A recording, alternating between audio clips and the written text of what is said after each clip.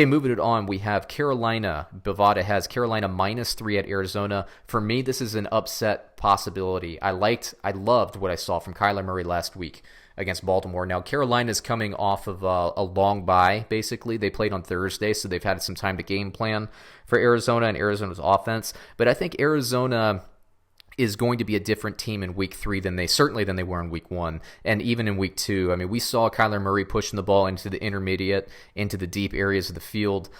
He's an athlete. He didn't get many balls batted at the line of scrimmage.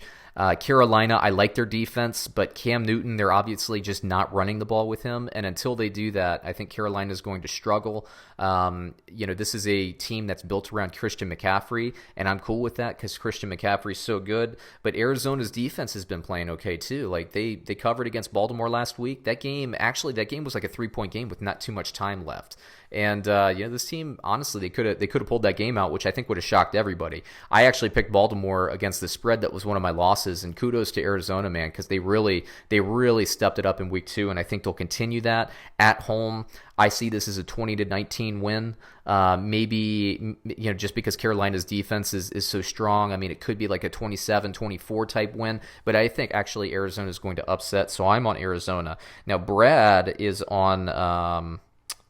Brad's on Arizona as well, so we actually agree on that game.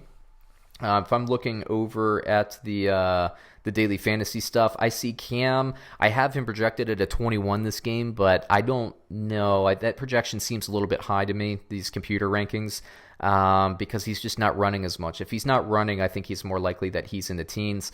And I have Kyler Murray having kind of a lower projection as well. I think it's going to be a little bit higher because he does run. At running back, I think McCaffrey will have a fine game at a 20, but if you're playing daily fantasy, if you're playing DraftKings or something like that, I mean, why invest in, pay that kind of money for a 20? You can get that elsewhere in the league, I think.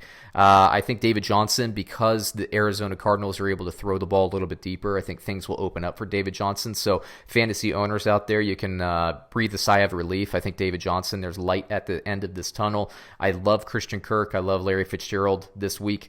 I even like Bird, or maybe somebody like a Keyshawn Johnson as a daily fantasy sleeper.